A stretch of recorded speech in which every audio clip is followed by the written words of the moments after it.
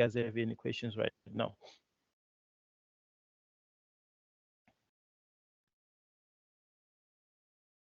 Do you have any questions, guys?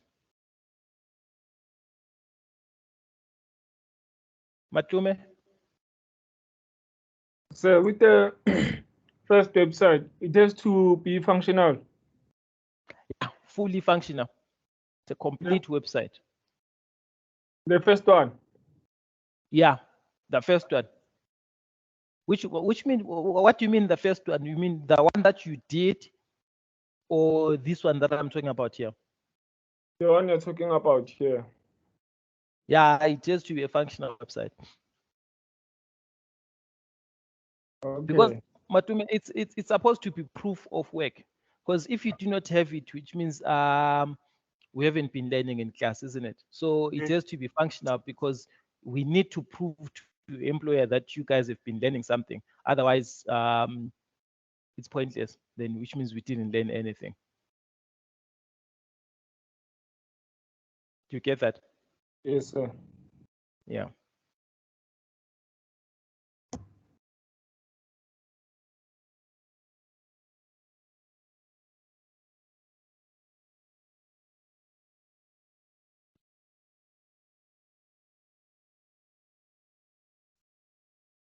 So guys, all of these items, all of these requests here, they have to be fully functional because, like as I said, that most of these companies that you'll be working for, and they need to see that you can do what you say that you like what we say that we do. Londani, the closing day for these items, there should be let me see, Friday. Yo, it's a nice day. I wanna choose it, but that'll be Monday, the 16th. Excuse me, Monday, 16 October for everything.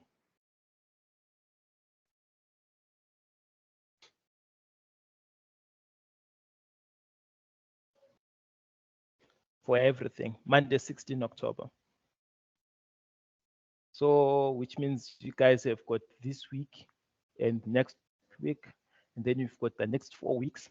Actually, got the next 6 weeks from there. So technically, you've got 2 months, a whole 2 months for you to be able to submit that.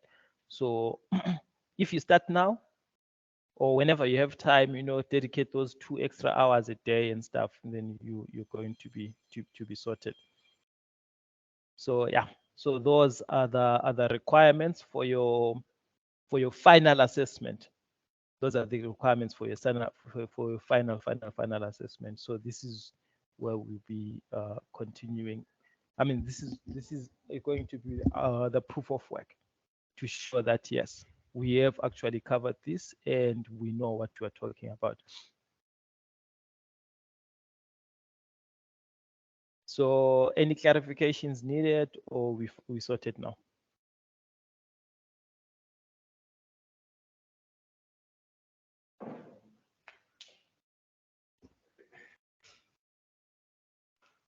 Any clarifications needed, or we sorted?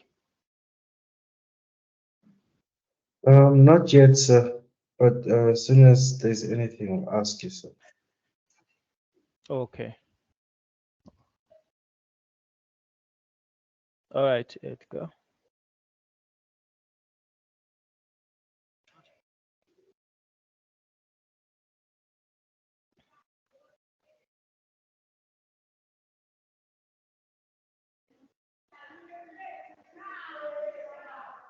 So from your side, from your thinking, is it a lot or it's fine?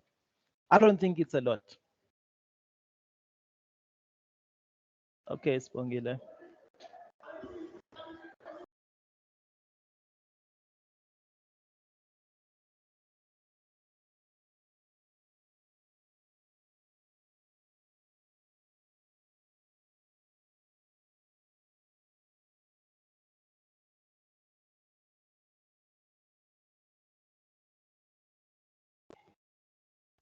Okay, so if there are no more questions, then I think we sorted.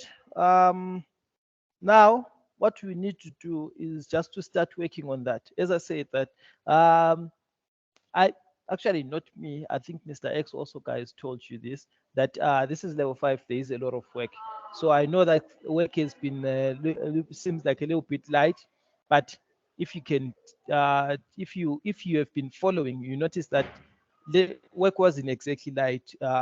You've been doing a lot of content that you've been covering both in theory and practical, and a lot of that required self-study. So if you haven't been self-studying and stuff, you notice that your practical is going to give you a bit of a problem because you're supposed to utilize the principles that you've been doing. And even if we're done with our HTML and CSS, we are supposed to be practicing that constantly so that it doesn't give you issues and problems like that. So don't be afraid to go on the internet and see and talk to your friends and see if they can assist you in terms of preparing for this particular project there. So don't be afraid to do that. So yeah, for now I think we sorted. If you have any questions, and then you ask, and then Dan is asking here if this part, if this is part of good or bad news. That's why I was saying I'm not so sure if this is good or bad news, but I'm pretty sure for some of you, it's small waters. So it's not exactly. I'm saying bad news for those for those of you that will be like, this is a lot of work, and then good news for those of you that don't really mind getting a lot of work. So at the end of the day, it's up to you.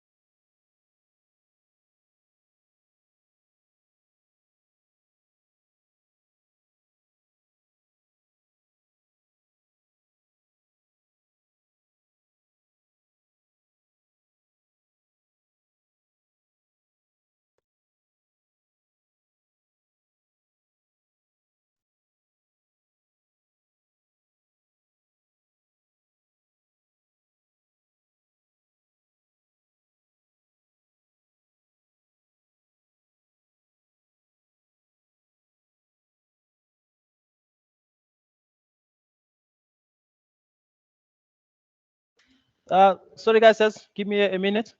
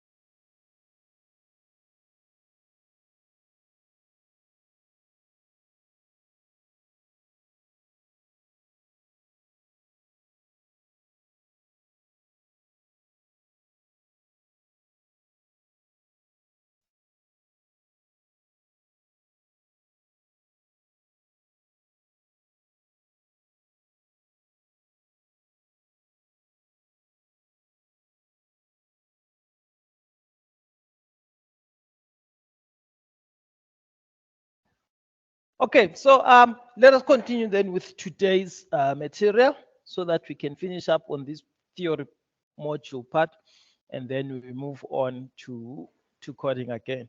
So today we're looking at the final module, module 3, which is basically applying information gathering techniques for computer system development. So that is what we're looking at today here. Let me just share my screen. And then we're going to, okay, there we go.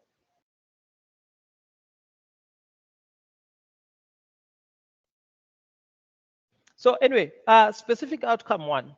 Now, it says that we should design and conduct an interview for gathering information for computer system development. So now, check. The reason why you learn some of these things here is so that you can understand the entire process of the entire computer system development cycle. Like, you're learning how to do a budget, you're learning how to do a timeline and things like that. So if you just take a look at everything that you've been doing so far, it's actually been preparing you on how to work on projects, whether they are your own projects or they are for a company or they are for a client, which means each and everything that you do has got a timeline and you are supposed to structure each and everything appropriately. So hence, now we've been looking at all that stuff, like from starting from on how exactly do you design all the way to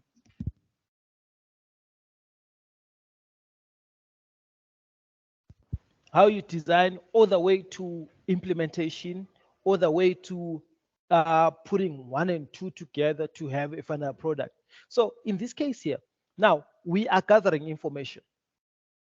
We're gathering information. Now, for instance, I just gave you guys a couple of projects, 2 projects there. Now, the question now then is, how exactly do I start? Where exactly do I start? I'm pretty sure most of you are asking yourself that question there, like, where exactly do I start? How do I start this entire thing? Now, this is where this particular module that we're dealing with comes in. How do I apply information gathering techniques for a computer system development project? So now, how do you apply the concepts of information gathering to gather information about this particular project that we're dealing with? So here, now we're talking about an interview. An interview is one of the techniques that you actually use. Besides research, you've got your research there, where you can go online and then you can always just go online and check other people's websites, how they look like. And then from there, you can check different components that you can use and things like that. But it doesn't stop there. There is a lot that goes on, because remember, doing research will give you generalized information. But now, what if now you need very direct information? You need very direct information. So this is where now you need to go and talk to your clients. You need to talk to their clients. You need to talk to other people that have got an understanding of the field where you want to, of the field, especially pertaining to the project that you want to do. You know, so there's a lot more that comes that deals with this information gathering or the information gathering techniques there. So now, when you're saying how do you design and conduct, so when you're conducting an interview, you're literally asking people certain questions, isn't it?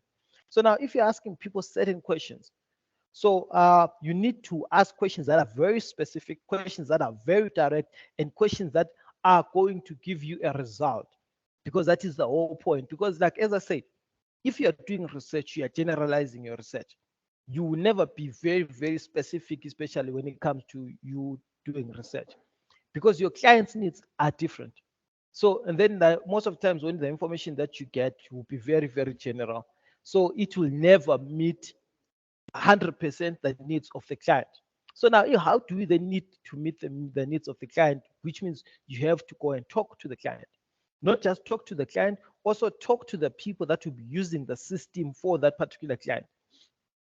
Ask them questions. You see that? So hence now, the assessment criteria there that we're looking at is the interviewee reports that he or she has understood their interview objectives. Now, the interviewee is the person that is being interviewed. So they need to understand the interview objectives. Like what is what is the end result? So what exactly do you want to achieve throughout all of this thing? So now,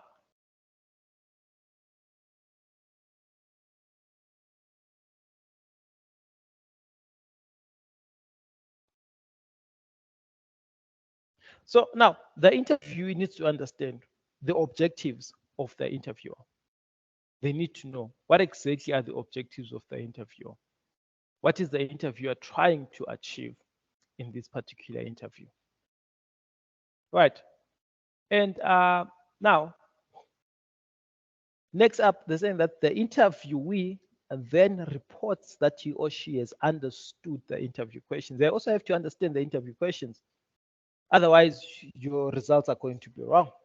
And then the interview provides answers to meet the interview objectives. Hence, the interview has to be a very direct interview. The questions have to be very specific and they have to be direct. And then the presentation of the interview is appropriate to the interviewee. The presentation is supposed to be appropriate to the interviewee, because imagine now you're going to talk to someone, and then you give them info like the presentation that is a bit offensive to them. Chances are you'll never get an answer because the person will be too upset to listen to you. So now we need to understand a few things. First is, what then is an interview? Now, when I talk about an interview, let me see if I can define what an interview is. I'm pretty sure most of you guys here have gone through interviews there. I'm pretty sure you have gone through interviews. So if I will ask each and every one of you and ask you, what exactly is an interview? What exactly is an interview? So an interview can be defined by many people in different ways. But in simpler terms, we can define an interview as a face-to-face conversation. That's what I can define an interview as, just a face-to-face conversation. See, it's basically, if I can put it right, it's a formal conversation that exists between two or more people, where one person is being asked questions, and the purpose is to gather information or to assess that other person. Like, for instance, if you're doing an interview for a job, they are assessing your skills, or they are assessing your suitability for a particular role or particular job. That is an interview. Or if it's just a normal interview where you are asking certain questions because you want to do some research, and then you are basically gathering information. So depending on the use or on the main aim at the end of the day of that particular interview, and then you can define it however you want. See, so now, but in simpler and shorter terms, an interview is a formal conversation between two or more people where one person asks questions to another person or to a group of people, if I can put it like that, to gather information or determine or assess suitability for a particular role or position, if I can put it like that. So now you understand that that is basically what we call an interview. And there are so many different types of interviews. Like, interviews are very, very, very different. There are so many different types of interviews there. So now when you're dealing with these interviews there, they can be done in many forms. One is when we've got what they call telephonic interviews, which is basically like, if you check, a lot of companies nowadays are doing telephonic interviews, or phone interviews, whereby they call you and then they ask you a few questions, they get a certain response, then you're just talking, but this is over the phone, it's not face to face. You see, hence now, when you're defining an interview, we define interview as a formal conversation. Notice that I was very specific not to say that if an interview is a face-to-face conversation, because it's very different. Now, when you're calling it a face-to-face conversation, you are limiting the definition of an interview, because it is not only a face-to-face conversation, but it is far much more than that. It is a face-to-face conversation. It can be in person. It can be behavioral. It can be a case study.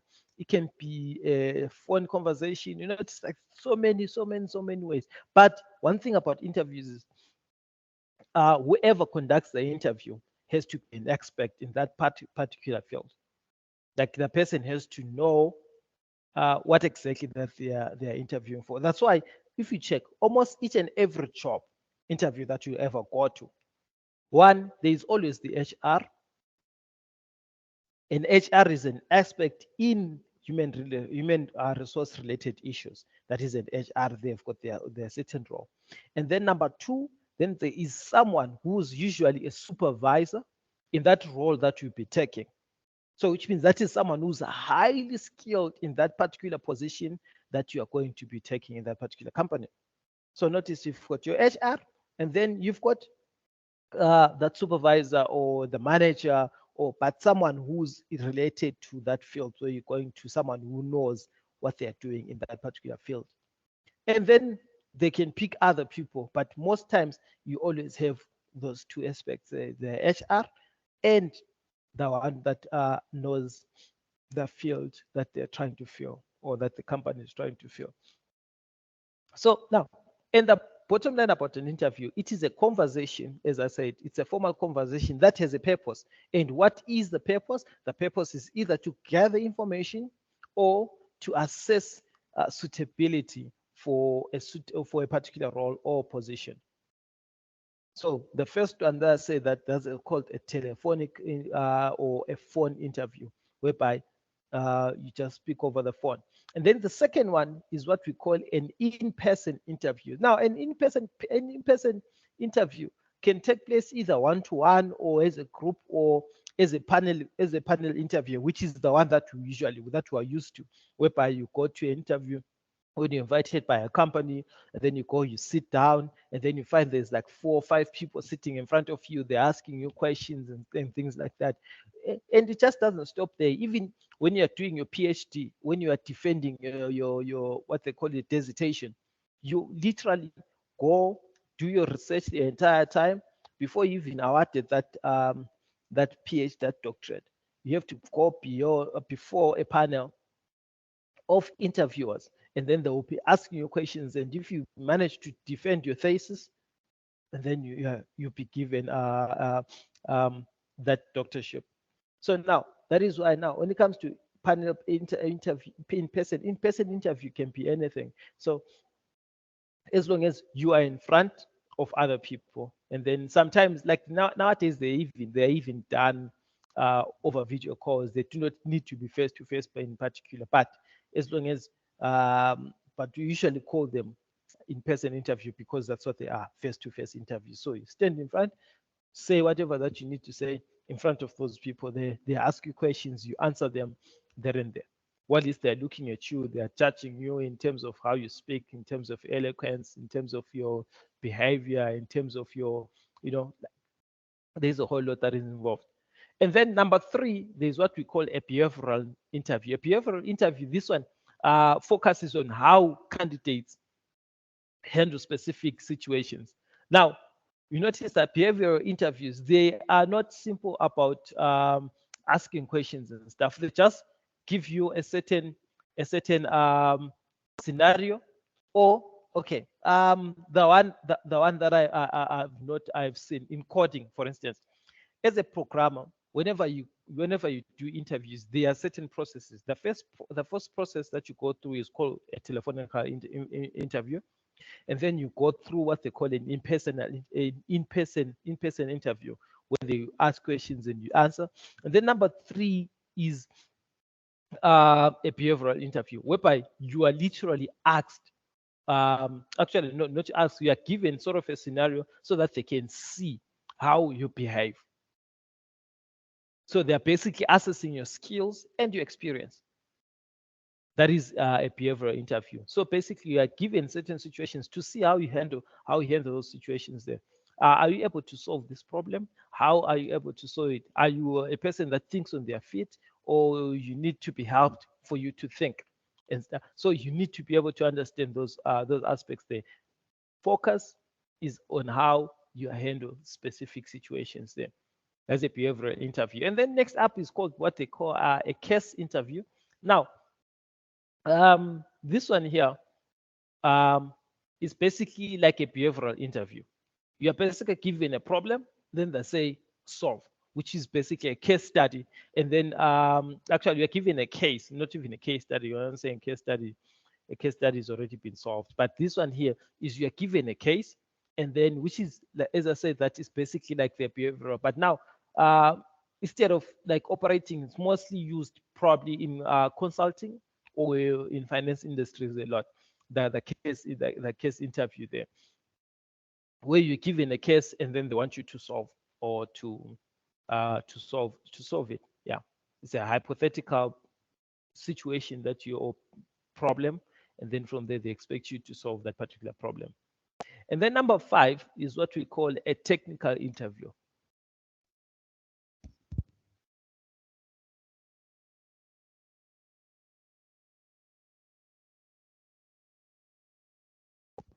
Number 5 is what we call a technical interview. Now, this here is used to assess a candidate's technical skills and knowledge, particularly in the fields of engineering and computer sciences. You see that?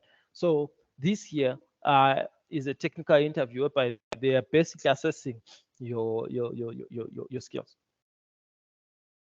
Almost similar to a behavioral. Now, if you notice behavioral, case, and technical, it depends with which industry that you are in. So our industry is more technical. So hence, most of the times they'll be called technical interviews. And then behavioral interviews are done, but as I said, that they'll be checking, like especially in medicine. In medicine, what they deal with is mostly behavioral interviews. How do you behave? Let's say someone comes in and is like this. Does your brain shut down?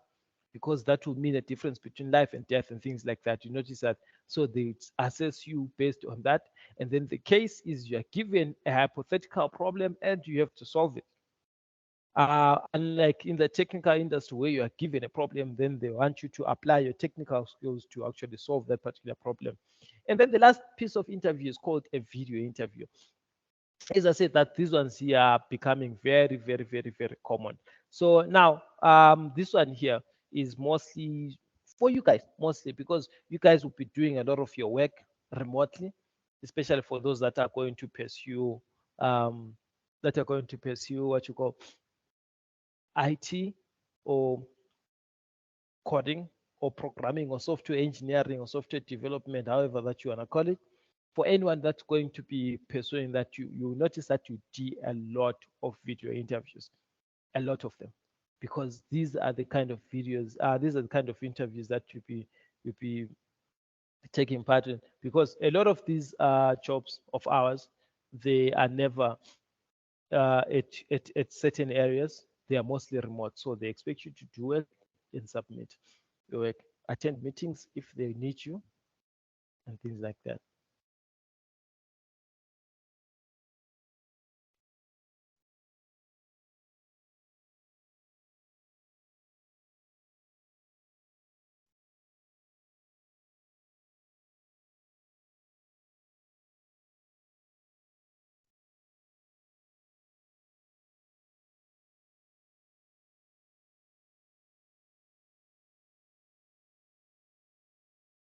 Okay, so yeah, so those are the different types of interviews there, and then we have also defined what an interview is there. So now the next the next aspect there is then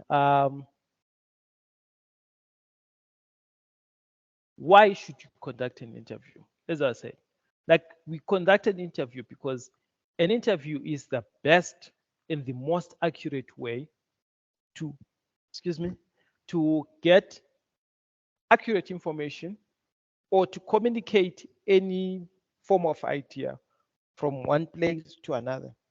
For instance, As I said, that you've got a client that wants a website. Like now, you guys have a client that wants a website.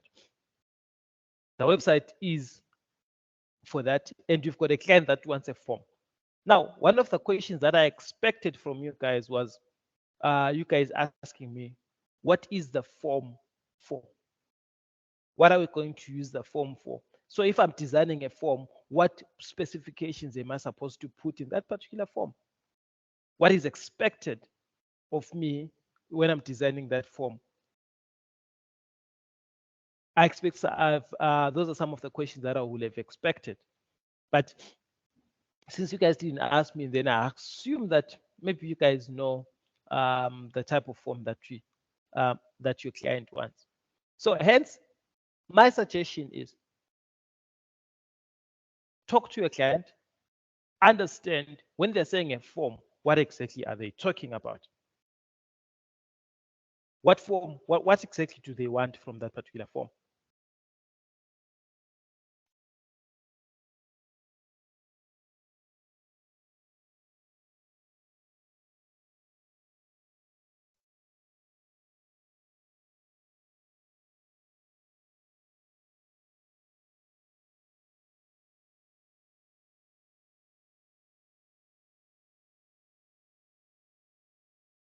What exactly do they want from the form? The website. Are they, like, you're supposed to be asking those some kind of questions there.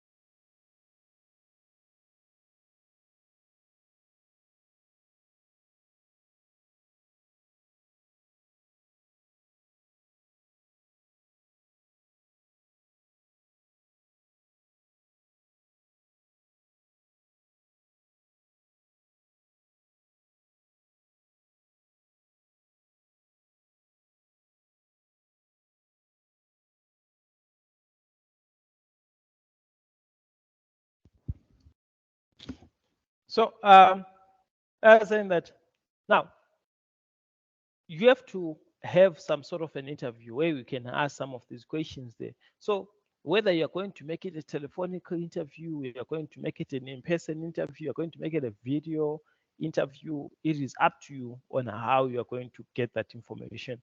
But find a way to go through your interview process, like ask the relevant questions.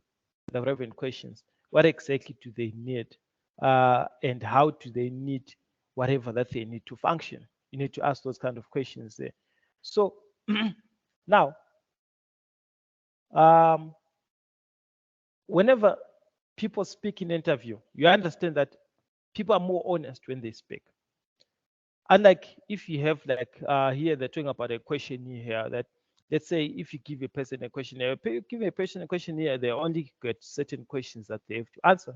But whenever they have an interview, someone can talk, and then they can even talk things that they didn't want to say at that particular time, but they needed to say them. So then they will end up just letting them out.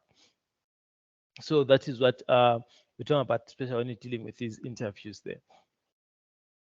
So, and this is the meta advantage of the interview is, one, you have control of the questions and the order in which you ask those questions, and there is no irrelevant question that you can ask in an interview, because all of the questions there are going to be directed by what you are seeing, by what's going on at that particular time there.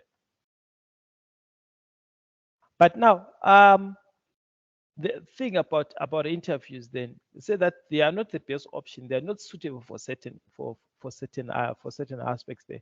They're saying that large scale phone interviews can be time consuming and expensive. For instance, let's say I want to talk to client I'm developing a project like a GAM, and then I want to see how the market is going to respond to the particular GAM.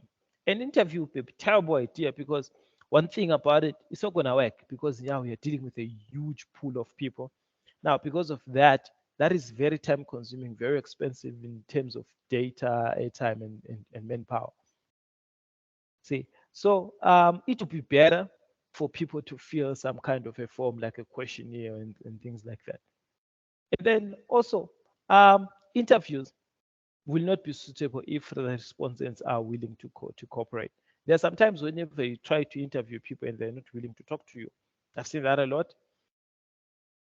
If you go to malls here, then there are times when people stop you and start asking you questions. And if you not, like, I'm pretty sure you've noticed, like, it's annoying at most times, because you're just getting stopped while you are busy doing your own thing. And then someone stops you and they want to talk to you and ask you some questions that you don't even be thinking about at that particular time. It's quite annoying. But as I said, that the interview, there are certain conditions that are conducive, and there are certain conditions that are not so conducive there. And now, problems with interviews there. You must be well prepared for traps that may arise from interviews. You must be very, very, very, very prepared there. Your interviewee may have a personal agenda, or he or she may try to push the interview in another way. I'm pretty sure you have seen this in the news. Sometimes in the news, there's a person is hosting an interview, and the next thing, they are the ones that are getting attacked. I've seen Malema doing that. Malema will turn things around so fast, and then you find that the other person is now who's actually in trouble. Instead of them asking questions, now it's becoming a lot more of like a defending contest and stuff like that. So you need to be very, very, very careful. So you need to be prepared for those kind of traps. You need to be prepared. So you need to have a clue, especially if you are dealing with those type of interviews where they're not exactly maybe business related and stuff. But even though business related interviews, sometimes they can be very tricky, because now you are there, you are busy asking questions, and then next thing, your client starts asking you questions. Now your client starts saying things like, I thought when you knew better than me, so you're supposed to know. So you have to be prepared to answer those kind of questions there. If a client says, I thought when you knew better than me, then how exactly are you going to deal with that kind of scenario? Are you simply going to stop the interview and continue because you do not want the client to think that you do not know what you're doing? Or you're going to explain to the client calmly why exactly you're doing the certain thing? You see, so you need to be aware of that.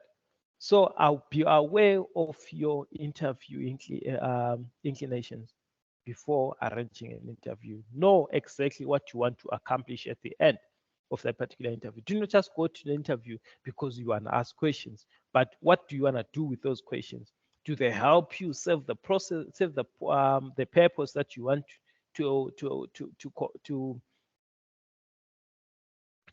have at the end of the day? That is a major question there.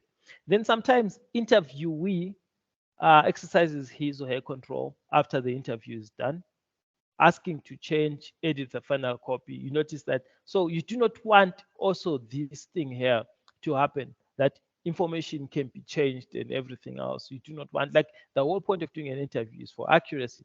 Yes, there are times when a client will come and then they'll ask you some questions, then they'll ask to change certain details of the designs that, but the bottom line is you understanding the basic part, that the whole point that you did an interview was to gather information. What information did you gather?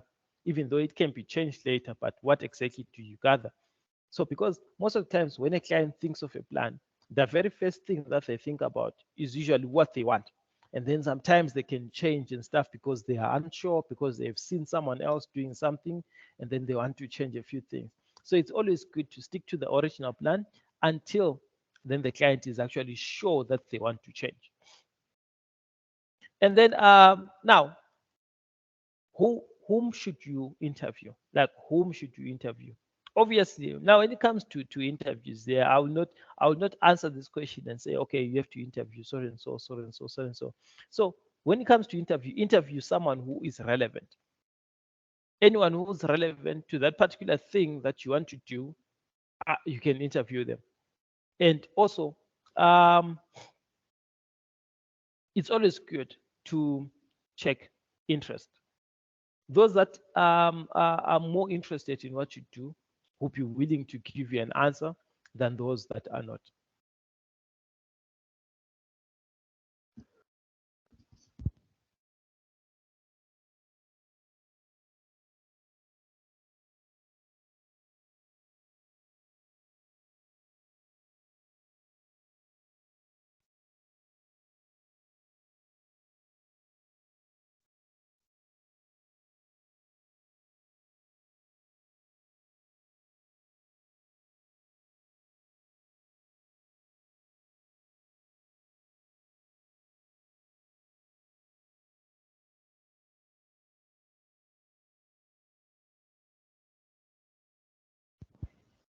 So, and how should you conduct an interview? Now, for you to conduct an interview, there is one ability for any interviewer.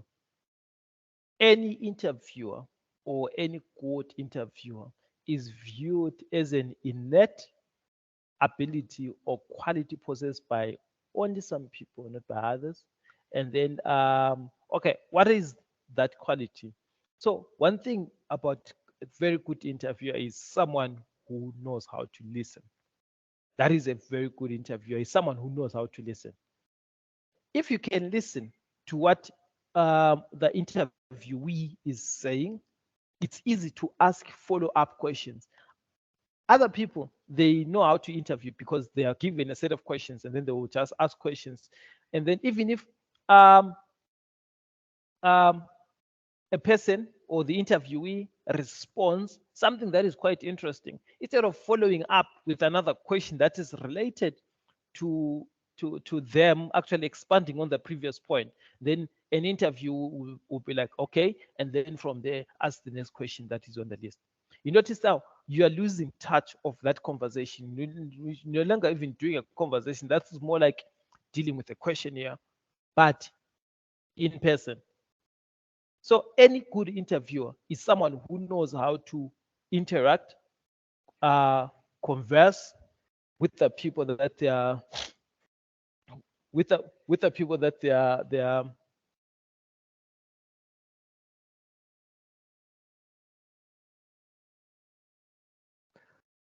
they know how to converse with the people that they're talking to, with the people that they're interviewing there. Like, do they know how to respond to what they're saying? Do they know how to follow up with very good questions that are related to what was being asked? And are they able to think on their feet? Are they able to think at that particular moment? Because you need someone who's very creative. Because like interviewing is an art, if I put it like that. As much as it can be called an art, it can be called a science. It's up to you on how you define it. But at the end of the day, it needs someone who's very good at observing certain patterns, at following up with questions and things like that. And then the types of interviews, I spoke about them. These types of interviews, the face-to-face, the telephone interviews, what you call the then there's also focus groups, which are basically a type of an interview. That these ones here are led by trend facilitators and things like that, whereby people are asked certain opinions and then they basically have a conversation and things like that. So now the job of the facilitator there is just to observe. So basically at the end of the day, a focus group becomes what they call a behavioral interview. At the end of the day, that's how it ends up being. And then now to prepare for an interview, there are certain things that you need to do. So now remember, first and foremost is know exactly what you need. Have a topic, have a research topic on your head. After you have a research topic on your head, now and then you can start formulating the questions that you're going to ask. And then you have done your research even now, and then you choose your interviewees. And then when you're choosing your interviews, also try to know them a little bit. Try to know those people a little bit. Know something about those people so that you do not like get yourself in trouble before you can set up a meeting. And then from there, and then you can set up a meeting. And then after the meeting now, and then you can check if your questions are relevant or not. And then from there, you can say, okay, cool. Now I can draw. See, so hence, as I said, first, make sure that you have as much information as possible about your interview topic. Know your interview topic. Like you don't need to be like a super expert, like to know everything about that particular topic, but know the general. Like imagine you are doing interviews at work.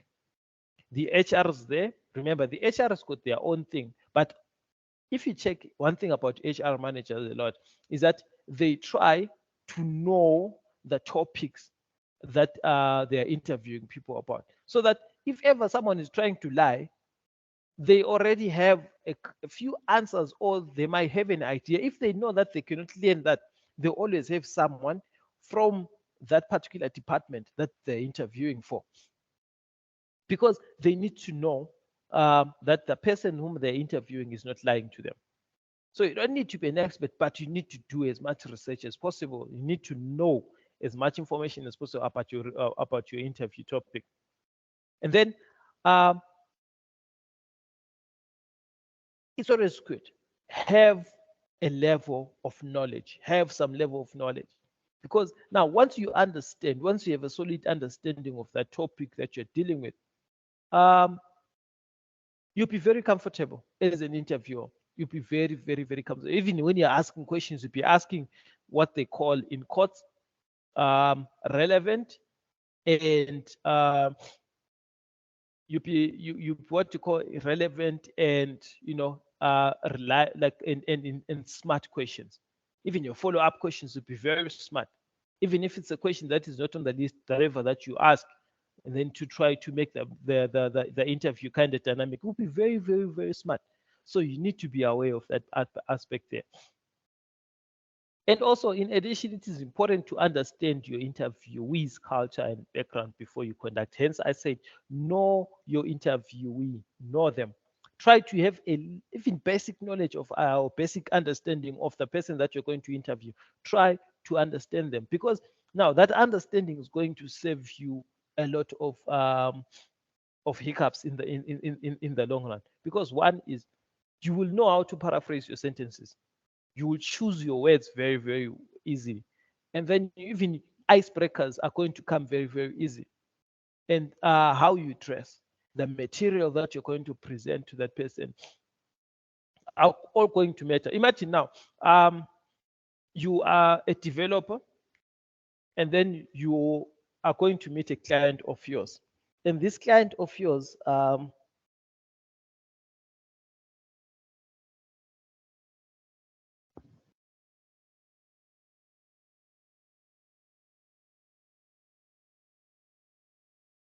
that you're going to meet has certain beliefs.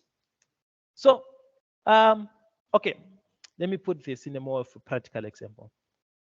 If you're going to interview a Muslim guy and you are a lady, whether we like it or not, they've got their own culture or their own understanding. And how a lady is supposed to dress when you're going, I'm not saying that you are supposed to dress like that, but according to their own culture, they have a very certain perspective, especially when it comes to how ladies dress.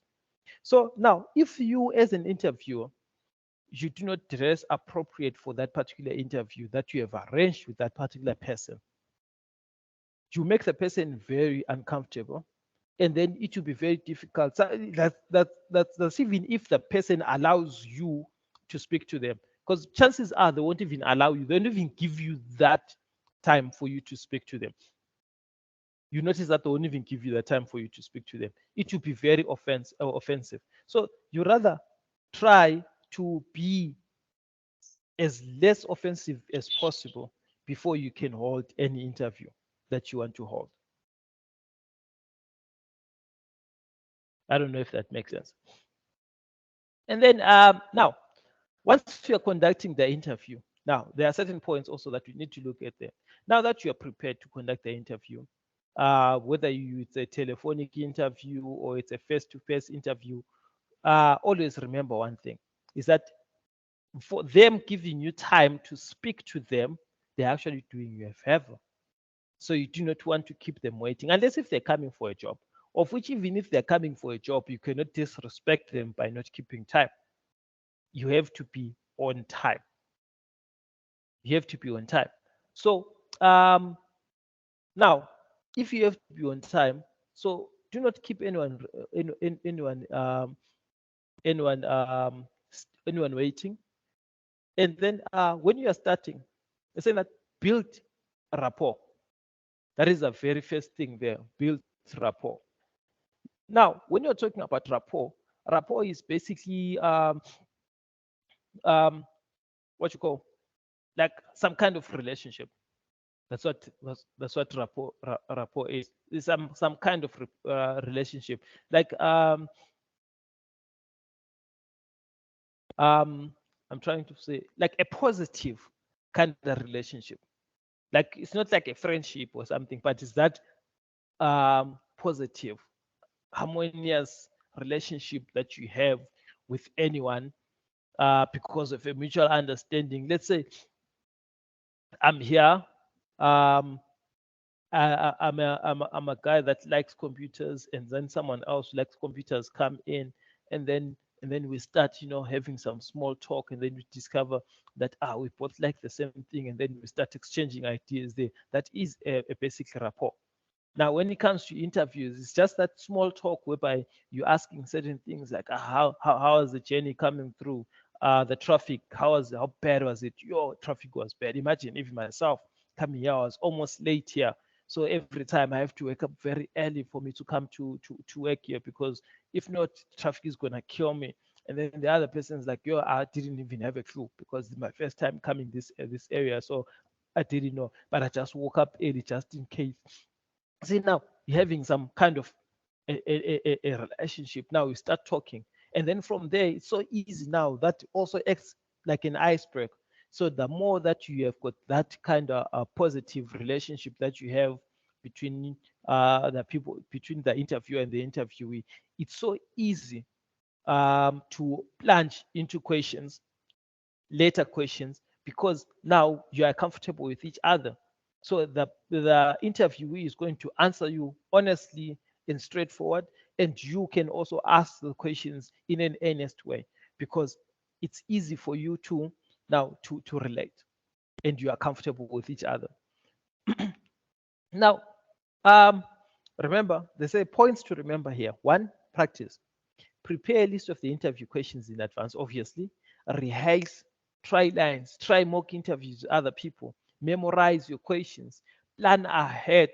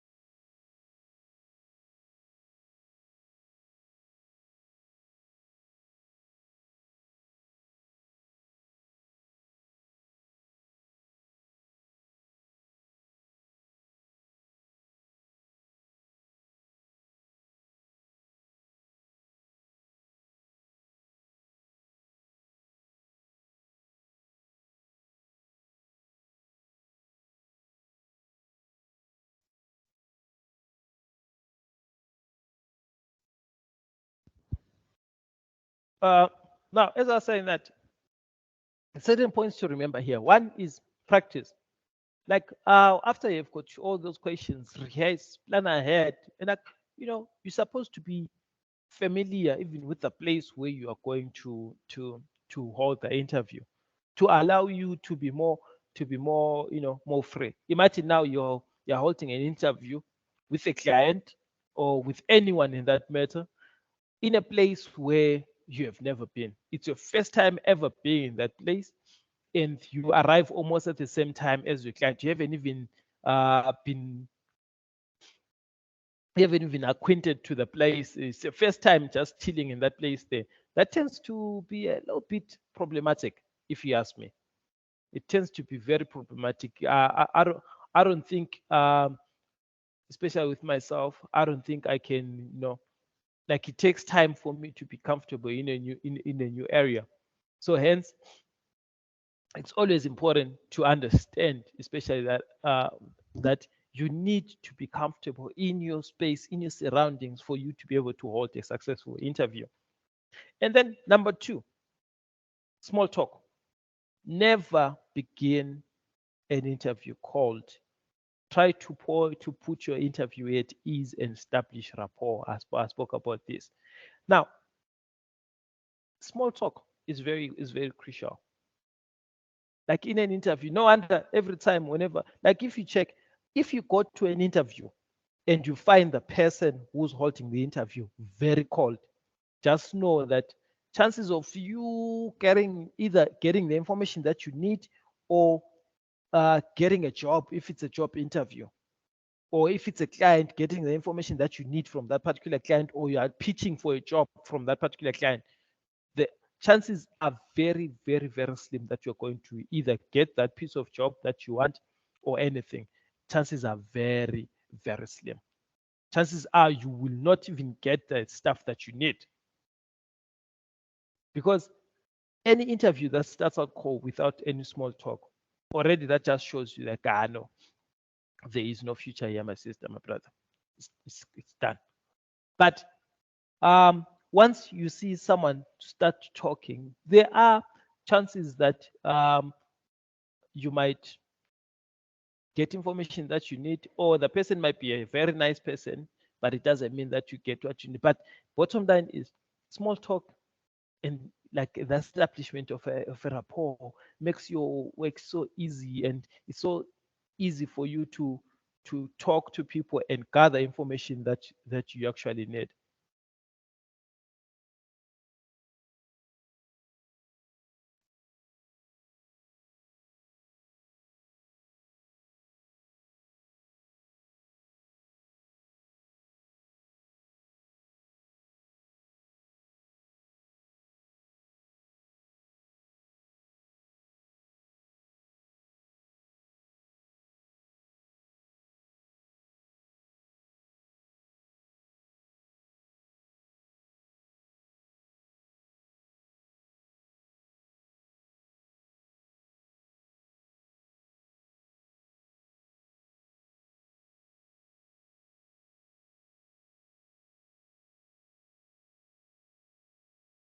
So now, saying that small talk, establish that rapport, establish a baseline. It's easy to talk to someone that you can have some sort of a relationship, even if you're meeting him from the first time. Like, yeah, that small talk there is very helpful. Makes the person at ease, and for them, like it's so easy for you to get information from someone whom you are familiar with than from someone whom you are not so familiar with. When someone is excited, someone is at ease, they can reveal a lot of information. And then number three, be natural. Even if you rehearse your interview, be natural about it. Like it doesn't help you even after rehearsing and then you go there as if you're some kind of a robot. You can't memorize everything. Hence, when I'm saying be natural, like those things that I was talking about, like someone is talking about certain thing, you ask a certain question, and then someone says something that captures your intrigue. And then now, because it captures your intrigue, it's sitting there. And then instead of just sticking to the scroll, or because of the questions that you have memorized, now it will be a very good time for you to divert a little bit, go then and ask maybe follow-up question, but notice that is not based on what you have, but that's some follow-up question that is just basically based on intrigue, because now you're interested in what they're saying something, and then you start asking, okay, you say this. So what do you think about ABC? And then the person starts saying, and then you start talking. You notice that as much as you might shift, but you are natural. Like conversation is as natural as it comes. But remember, being natural has to go back to the small talk, because if there is no rapport that was established in the previous step there, which means also even naturalness there will come, like it will be very, very difficult to come through. And then look sharp, dress appropriately to the ambient you are in and to the kind of the person that you are interviewing. It's like when you're interviewing a developer, for instance. Now for me, if I'm running a development agency, if I'm running a development agency or a software engineering company, one thing about software engineers is we don't like suit and tie. We don't like suit and tie. We t-shirts people. That's who we are. So even when I'm dressing, I will not dress like in a jean and tie and t-shirts and stuff, but like you dress in a manner that is appropriate, that is not going to like that is not going to intimidate that other person there. So you just dress in a casual way, just to represent the type of ambience that you're in. Unlike, for instance, if you're going to interview for a CEO position, if you're going to interview for a CEO position, are you going to dress in a jean and a polo shirt? No, you can't, because you do that already now. The moment that you walk in the door, like, no, this guy doesn't belong here. You say that even yourself as the interviewer, you're also supposed to hold a certain prestige.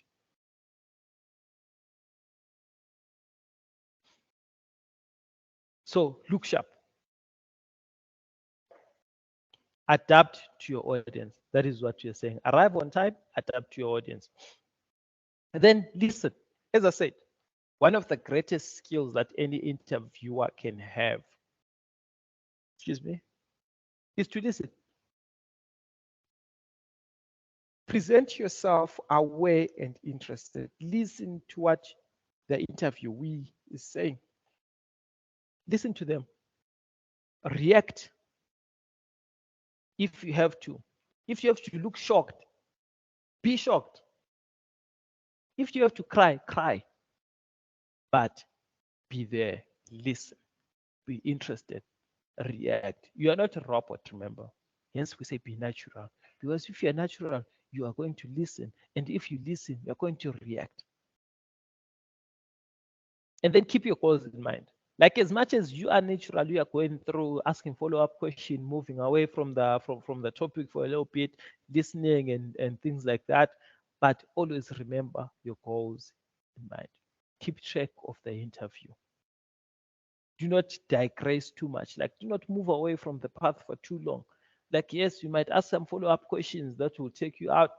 Bring them back. Bring them back. You see that be considerate of your interviewee's limited time. You do not have all the time in the world. Be considerate of their time. If they say they're giving you 30 minutes, do not take more than 30 minutes. Use the 30 minutes sparingly. And also, don't take yes or no answers. Like, that's one thing. One thing that you should avoid in any interview is monosyllables. Monosyllables, they do not work in an interview. They don't offer you any information. So as much as there is a yes or no, it's always good to ask the interviewee to elaborate. Like, please elaborate or more on whatever that you're saying. Why saying no? Or why are you saying yes? Is there a reason why? Can you expand on that particular point? Probe, poke and ask. So if they need to clarify, ask them to do that. Clarify what exactly you mean, because I don't get what you're trying to say. And then the last one is respect. Respect the interviewee. Hence, how do you respect them is by listening to them, paying attention to what they're saying. That is how you listen and you respect an interviewee. And then now, when it comes to the questions now there are certain ways that you ask the questions. Questions are a very fundamental part in any interview that you have, and hence you have to look at them in depth. Like you have to really look at them in depth, because when you look at them in depth, like those answers that you have for the questions, like for instance, each and every question that you have in an interview, you're supposed to have like a baseline answer. As much as you know that the interviewee will give you some other answer that they have in their mind, but you're supposed to have baseline answers to each and every question that you're going to ask. There's supposed to be a baseline answer to that. The answer can be expanded or it can be trimmed down, but there is a baseline answer. So the questions that are the central focus of the interview, the specific questions can be checked according to the reliability of your baseline. And then, as I said, that there are other questions that you're going to ask that are actually not on the list, but that doesn't mean that because they're not on the list, they're not important. They are important because that is called improvisation at the end of the day. But always prepare in advance, write down all the questions, because remember, you have a goal at the end.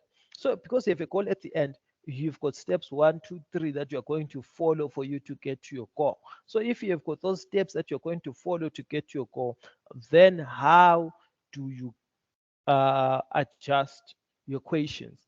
So which means you need to plan those questions ahead so that they can lead you towards the goal. If your goal is to find out certain information about your client or certain information about the person that you're trying to interview, then tailor make those questions so that they can do that.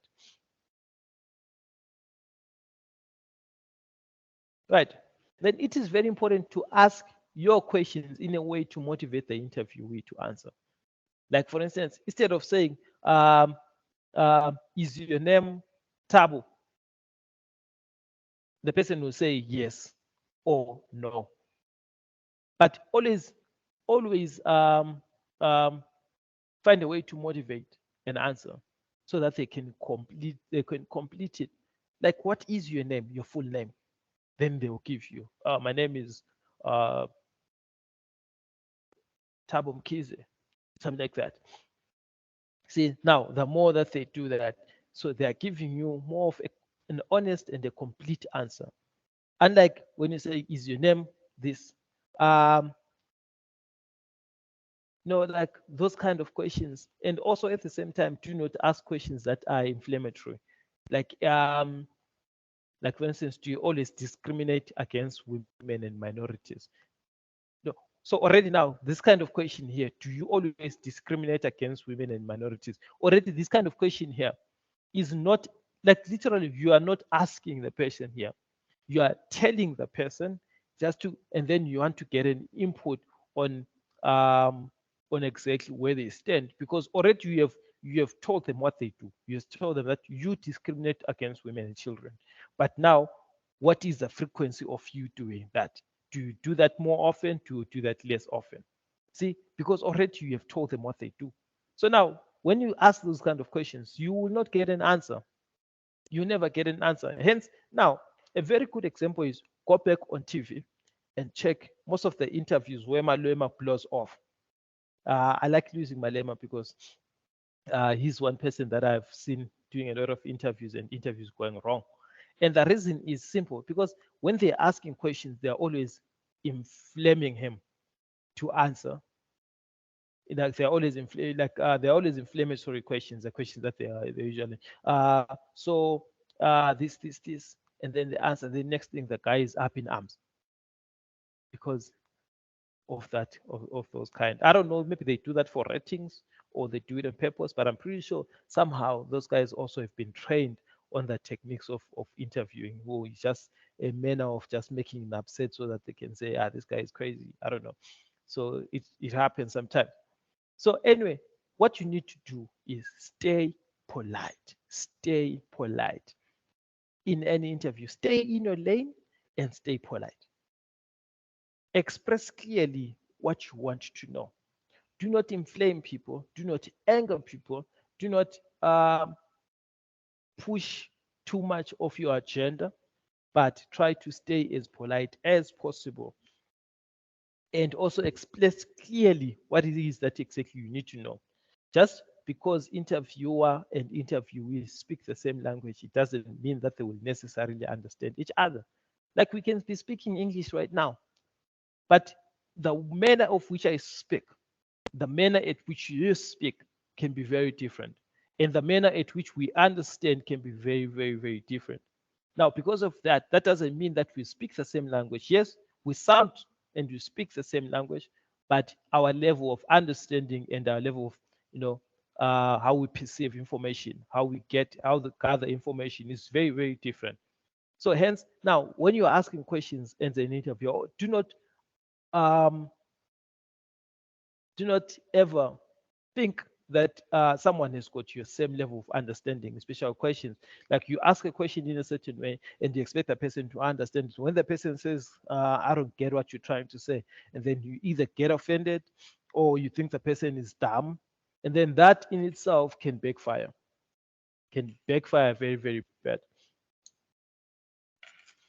It can backfire very, very bad. So you need to be very, conscious of such. So now, then they're saying that there are some problems that can arise from the way you ask a question. Here are several. So they're giving you several ways. Questions that interviewee put in the defense, the interviewee put in the defense. These questions bring up emotional responses, usually negative to us. Why did you do such a bad thing? You see what I was talking about before, about that, the way that when they're conducting interviews, especially when it comes to politicians and stuff, because whenever you ask them in such a way that you literally asking them a question where you know that they're going to be defensive, you bring back negative emotions. And then those negative emotions, they'll always result in negative and emotional responses. That's why they blow up. Find someone blowing up there, someone shouting, someone leaving, and things like that. So this here is a reason why. Why someone will drop a call on you is because the way that you ask a question is usually not a recommended way. So when you feel like you are confronting the interview, he or she will get defensive. You see that? So try to ask things in a more relaxed manner. So if you want to gather information, try to find a way that is a bit relaxed, that doesn't have to have you pointing fingers at them and accusing them anything. And then the second one, there is a two-in-one question. Now, these are the questions that ask for two answers in one question. For instance, does your company have special recruitment policy for men and racial minorities? You see, so now, if like a person here, now remember, you are asking a question that basically deals with two things. Like you've got women and you've got racial minorities. So already now you've got two different aspects there. So now, if a person says yes, do they mean yes for both? Or they mean no if they say no for both? So what exactly did the person answer? Did they answer the women part? Do they answer the racial part? So how do you answer? So now you need to separate these two issues because these are two different issues. They need to be separated and treated as such. Two different issues there. And then a complex question. There are other questions that are too complex, like the questions that are too long, too involved, too intricate, will intimidate and confuse the interviewee. The subject may not understand. The subject may not understand what it is that you are talking about.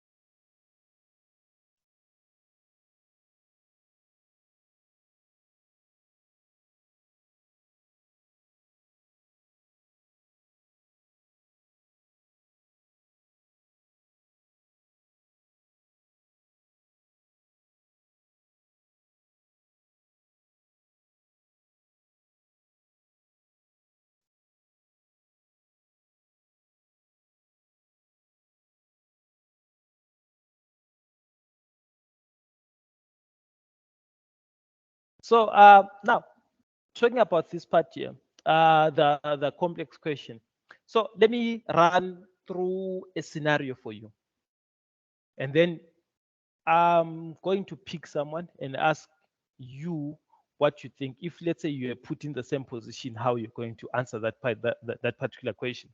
So let's say you are in an interview and someone says something like this.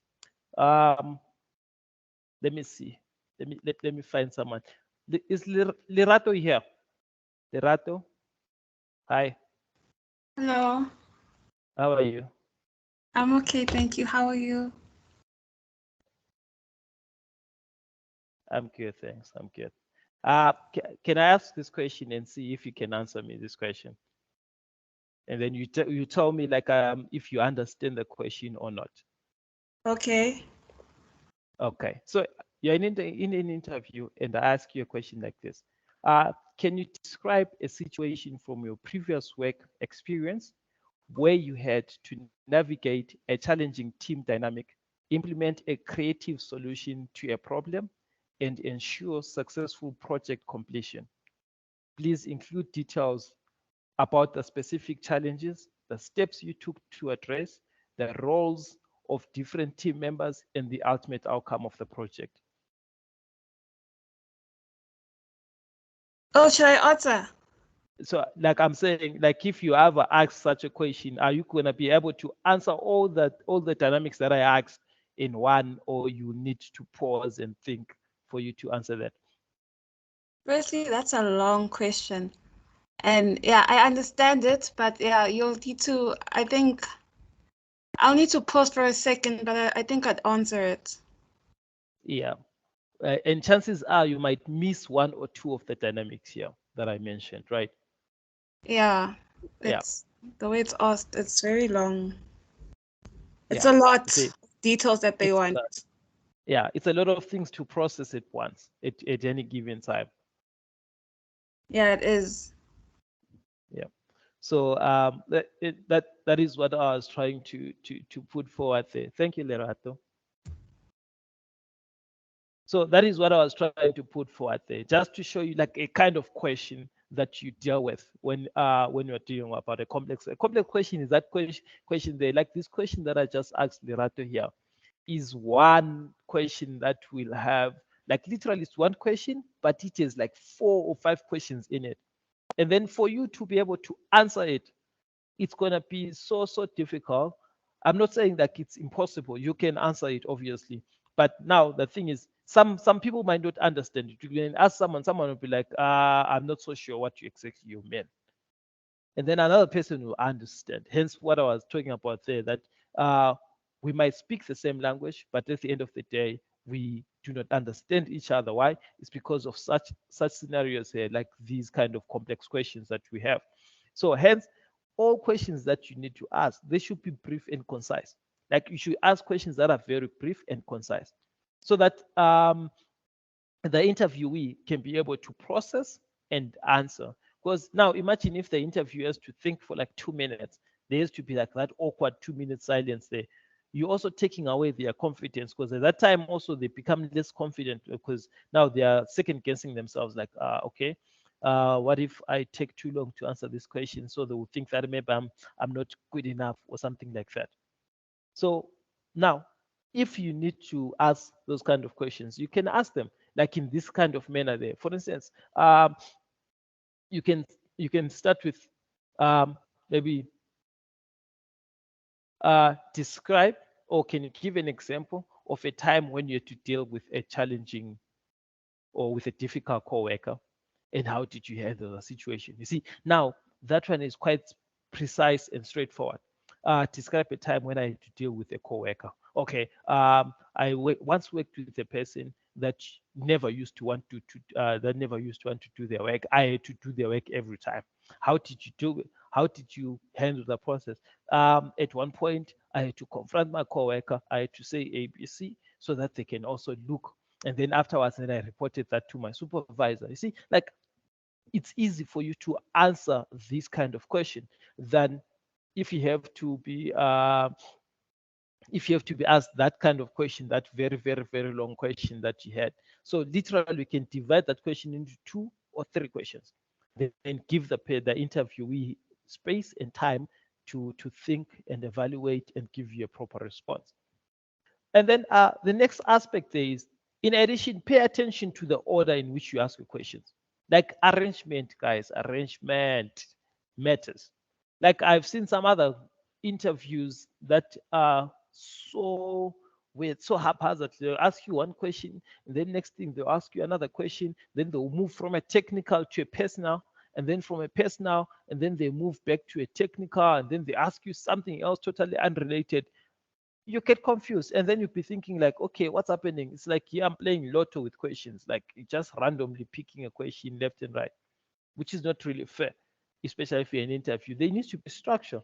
So if you are doing that, if you're asking a client any kind of questions, have a structure in how you answer, how you're going to ask questions. So start small and then move on to mild. So you start easy, move on to mild, and then from there, and then you proceed to more sensitive and more complex questions as you go. And then interviewing is one of the primary ways to gather information about about an information system, e.g. Now, they say a good system analyst must be good at interviewing, and no project can be conducted without interviewing. And I'm pretty sure most of you guys here that do businesses, whether you're doing your own personal business or you're working for someone. Mangaliso, I see a hand. What's up? Oh, yes. I just wanted to comment on the aspects that you were just discussing now. Yes, sir. That I get the point that sometimes you, as an interviewer, you need to arrange your interview in these manners that you've just discussed. But isn't it sometimes like the point whereby, you know, when you get into a like a room and then they just bombard you with certain questions that are just like direct and complicated? Isn't it that the point when they want to challenge you and get the right candidate for them? Some companies, they like challenging their interviewees like that. So I think, isn't it like a good thing to be prepared for the worst case scenario? For instance, if you get to a company that is like, I'm sorry to say, but like racist, and immediately when you walk in the room, they just want to challenge you from the get-go. So if you are prepared, then you will answer a question long as the one that you were asking Lerato right now, that you try to answer such a question, even if they throw at you that kind of a question. So I don't know. That's just my point of view, that in an interview situation, I wouldn't expect like the easiest question or the most polite question in a way. Yeah. No, like I understand what you say. Yeah, of which you're right. Like whenever you're going to an interview, always prepare for the worst. If there's one thing that you But should do is prepare for the worst, Mr. for Gisco, the worst kind of situation. Yes, yes, Mr. Kirby. isn't an interview not based on what you've written on your CV? No. An interview is never based on what you've written on your CV. An interview is based on what the company wants. Their objective at the end of the day is the basis of an interview. Well, what you have on your CV is quite irrelevant much. Okay. Yeah. So whenever if you're going for an interview, whenever you go for an interview to any company, that's why if you check, there are people that coach people on how to answer questions in interviews and things like that, because the dynamics are very, very different. Even if they are different, they are kind of similar to a certain extent. Hence, because of that, the CV, interviews are never based on, because now if you're based on your CV, imagine they've got 30 other candidates that they have. So do you mean that they've got different questions for each and every of those 30 candidates? I was thinking like they would question you according to like what is written on your CV. No, that is just a baseline. Like once they start asking you like that, and then which means like so that is baseline. Like isn't there establishing a baseline there? So just to check. Lerato, you wanna say something? For tech interviews, I thought like they gave you a test and then, or do they also go through the process after or before of like asking you questions? Tech interviews, they start here. You start with what they call a telephonic interview, where they ask you a question, like they will call you, and then they ask you, like depending whether they call or you have to go there in person. So it's either the two. It's either they call or you go there in person. Whereby now with the basic interview, whereby they're asking you questions and then you're responding to each other there and there. And then the second stage is isn't actually start from the CV. They will look at your CV, look at the projects that you have and things like that. So now if they think that, okay, we can proceed with you, and then the next part will be either a telephonic or an in-person interview, where now they are going to talk to you face to face over the phone, where they can ask you a bunch of questions. And usually you'll be having someone high up, especially in the, like if it's a developer position for a junior developer, for instance, then a senior developer or an intermediate developer will be there asking you specific questions, especially regarding the technologies that they use. If you're using Django, they'll be asking you about their Django frameworks. If you're using JavaScript, they'll be asking you JavaScript related questions.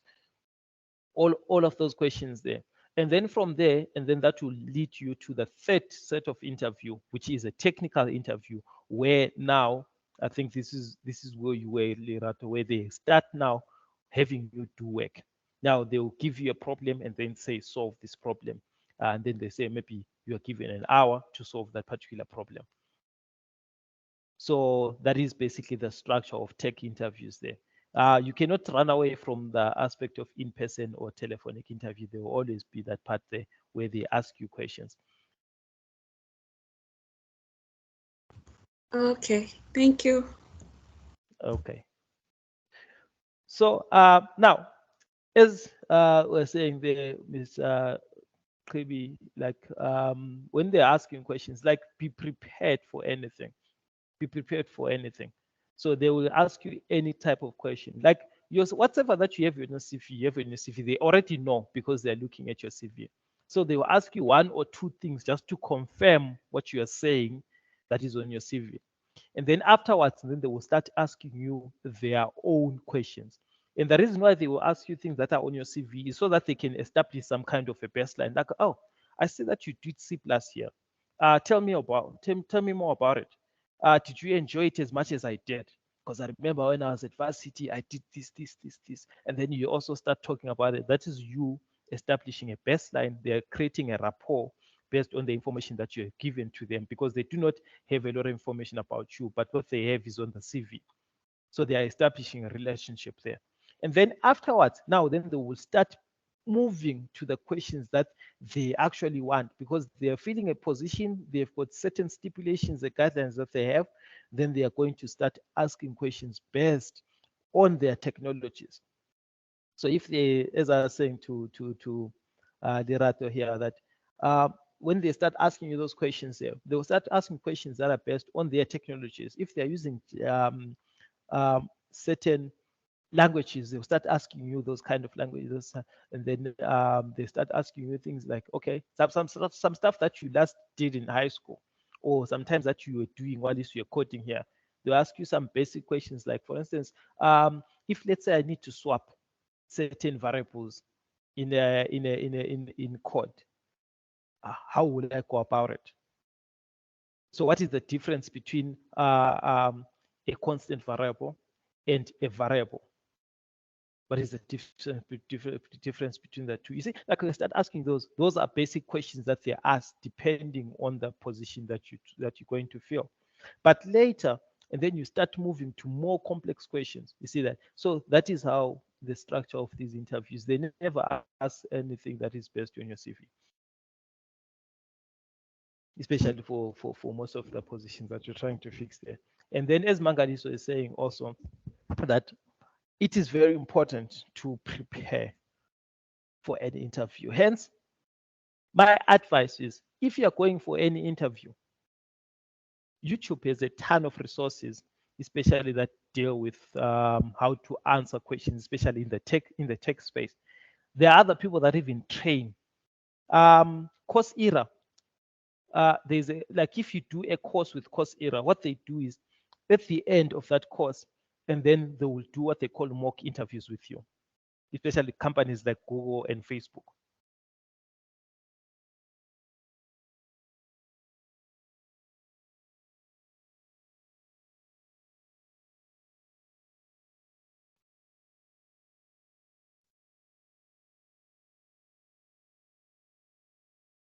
Companies like Google and Facebook, they go through that stuff. So you can just go through and check how they conduct their interview processes, but you can at least get an idea of what exactly they will be talking about during all that time. So now,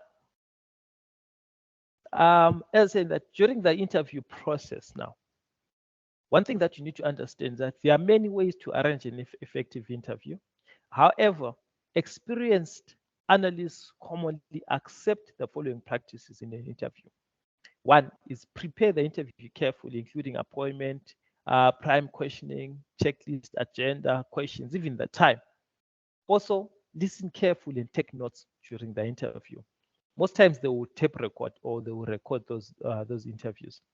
And number 3 is review those notes within 48 hours after the interview. That is what a lot of these companies do. After they're done with you, and then the HR goes and sits down, and then they review. They will check who's got the best answers, who said something that makes sense, who answers the answers correctly.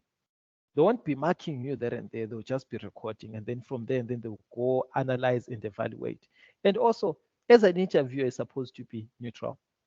And then you're also supposed to seek diverse views as an interviewer.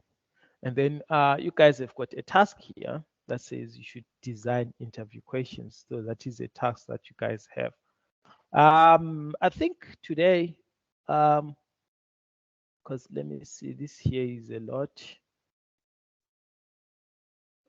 I don't think I'll finish this. Oh, but we can try to, cover much of it. Okay, let's see if you can look at this specific outcome 2. Just see for how long. So now specific outcome 2. But anyway, like based on what we're talking about here, are there any questions based on these interview things there? I like the conversation that we just had now. It's always nice to engage and to exchange ideas. So are there any questions regarding this? So can I add? I don't have any question, but can I add? Yeah, sure, Nomfundo, please. I'm not gonna I beg to differ, Vanessa, when you're saying that your CV or your interview is not based on your CV. It's not entirely based on your CV, but some of the questions, like it's important for you to know what you are writing on your CV, because even if you lie, you have to stand up for your lies. Because I've went to an interview before, so some of the questions were relating to my CV structure. So say your interview can be based on the CV. Okay, can you expand on, yes, can you expand on the part where it says based on interview structure? Oh, I was saying that the interview might be linked to your CV structure, like how you wrote everything. Like they were asking me, I remember it was a sales position, and they were asking me that they see on my CV. Like they will refer questions like, I see on your CV you are saying that you have a certain experience in sales. Like you need to remember those points. Like you can't say I have 2 years experience and then when they ask you, you forget or you added 2 years. Maybe you don't even have that 2 years experience in sales department, or you don't know anything, or even the duties. Like my CV, the way it's structured is structured in duties. They will ask you, okay, I see that you were sales rep at Avon. What were you doing?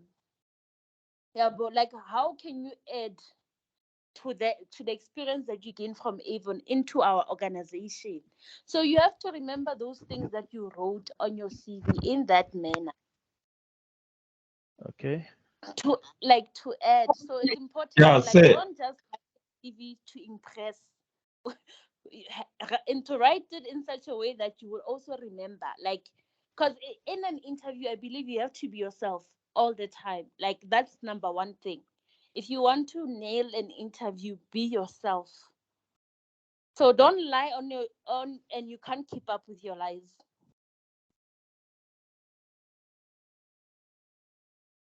You get it, say. That's all I wanted to say.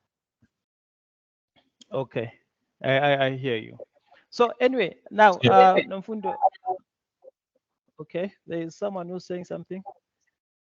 yeah, that's what I was saying. Said like I was thinking like most of the interviews which I've went to, like they were asking me based on the CV just to confirm if my skills will add to what they are looking for. So that's why I was saying I think an interview was based on the or what was written on my CV just to confirm and what to add towards on the position which I was applying for. Yes, like listen up, Nomfundo and Tumisani. Like the point here that I'm saying, the point here that I was saying there is, I am not saying that an interview is not based on your CV. Obviously, whenever you are doing a CV, you are tailor making it for a specific job because that job has certain requirements. When you applied, that job has certain requirements, and then you are applying because your CV somehow matches those particular requirements. So now, because of that, obviously, when they're asking you questions, they are going to always refer back and say, okay, on your CV, you say, because that is part of their interview checklist. Now, during an interview, the interviewer will use the CV as a starting point to learn about you. That is what I'm saying about that candidate, your skills, your qualifications, what exactly opportunity, like that interview is going to provide sort of an opportunity for you to elaborate more on the information of the CV. They are giving you that chance for you to elaborate more on your CV. But it doesn't mean that it stops there. Now, they're also going to discuss your experiences more in detail, the experiences that you have on your particular CV. They're going to discuss that more in detail. You notice that we're still on the CV part. So that is what we call a baseline. So now, the more that you call, especially if you are in the tech space, in the tech space, you observe that after they've learned of everything that you have done, because remember what they're doing, these guys, is they're establishing a baseline. They want to see if you know what it is that you wrote on your CV. They are trying to prove that you did not lie. That is the first thing that they're trying to do. Hence, they always refer to your CV to try to match up on what you are saying, if it matches up with what is written on your CV. But their interview is not based on your CV. An interview for a job can never be based on your CV, because your CV, like if it's based on a CV, and then which means literally you've got a job most. That is why they called you onto the interview. So now, what the interview then further does is already now one is they have learning more about you. You are telling them about yourself. You are literally expanding on the details of what you said in your CV. And then from there, now they are taking those words that you wrote on your CV and putting it on a person. Now they can see those words being expressed as a human being. Now they want to discuss your experiences more in detail, because when you wrote what you wrote there, you worked at so and so company for 3 years and I was doing ABC. But now, what more these guys want is, now they want to say, okay, what accomplishments did you do? So if, let's say, you are working at a company and then you met like, for instance, there's a question that I asked Derat. You were working at a company. Tell me a scenario whereby you met a challenging coworker. How did you deal with them? That is not on your CV, but it's a question that was prepared from their side. You have done certain things. What were accomplishments? You did what was the most valuable program or valuable service that you ever did in a company? It is not there in your CV, but it is actually based on some of the questions. So it is more than that. It is more than that. So now your CVs, as much as they are there, they act as a guideline for those guys. That's what they do. They act as a guideline for those guys there. So if you think that every time whenever you go to an interview, they are going to ask you questions based on a CV, you will be disappointed. That's one thing. And I'm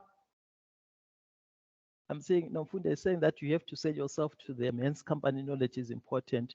Know the history of the company. It's not that black and white, Nomfundo. Like, it's not that black and white. It's not just about you selling yourself to the company, because now it depends with what job that you want to do, because it's not always about selling yourself to the company. So now, what if this company here that we're dealing about is looking for someone who can do APC?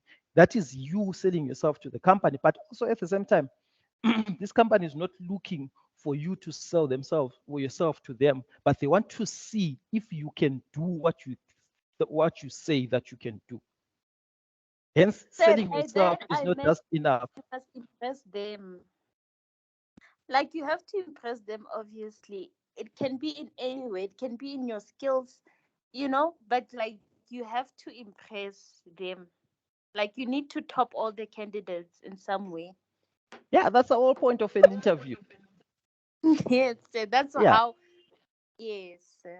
That is the whole point of interview. The whole point of interview is to showcase your skills and show that your skills are better than the one that they think they want to hire. So that is the whole point. Hence, what I'm saying is that do not base your interviews on your CV, because someone else out there has got a better CV than yours. So hence, what Mangaliso was saying, that your CV, when you are going for an interview, prepare for anything, whether questions that are based on your CV or questions that are not based on your CV. But as you say, you are right when you're saying, when they start the interview, they are going to base your interview on your CV, because hence what I was talking about, developing a rapport. I don't know if there's anyone who has ever worked HR here. Is there anyone who has ever worked HR here? Hello? Is there anyone who has ever worked in the HR department here? Pascaline? I know you've worked HR before. Right? Hello. Hi, Pascaline. You have worked HR before, I know. Yes. Yeah. So, am I wrong? Are you wrong when it comes to what, sir? That aspect that's saying that whenever companies are designing an interview, do they design it based on your CV, or they design it based on their certain criteria, but they use a CV as a what you call a baseline? Yes, that's correct. So normally what they would do is create a job spec and find a CV that matches the specifications of that post, and then they would use that as a guideline towards conducting the interview, and also as part of their what's this, information gathering or data gathering. I don't know if I have covered what you were asking, but you are correct. They do they tailor the interview based on what they need and want, and not what the candidate has to offer. Hello? Can Yeah, you hear yeah, me? I can hear you. Yes. Yeah. I think that's about it. Oh, It's not necessarily what okay. about, yes. Yeah, thank you. So Alright. I hope Tumsani and Nomfundo get this, because I was saying it's not about your CV. Yeah, so I do get you like what on the same line. So I do get you like yeah. Okay. So yeah. So the whole point of them using your CV is so that they can establish who you are, and then so that they can actually understand that are you really who you say you are. That is the whole point. And then from there, the original interview will start after they've established those bases there, because that is not part of the interview. That is just them trying to understand, trying to get to know you better. Yeah, As like Ms. just Pascalina like is how saying. you said it is the guideline. So I do get you, sir. Okay, thank you. All right. I don't think we have much time now.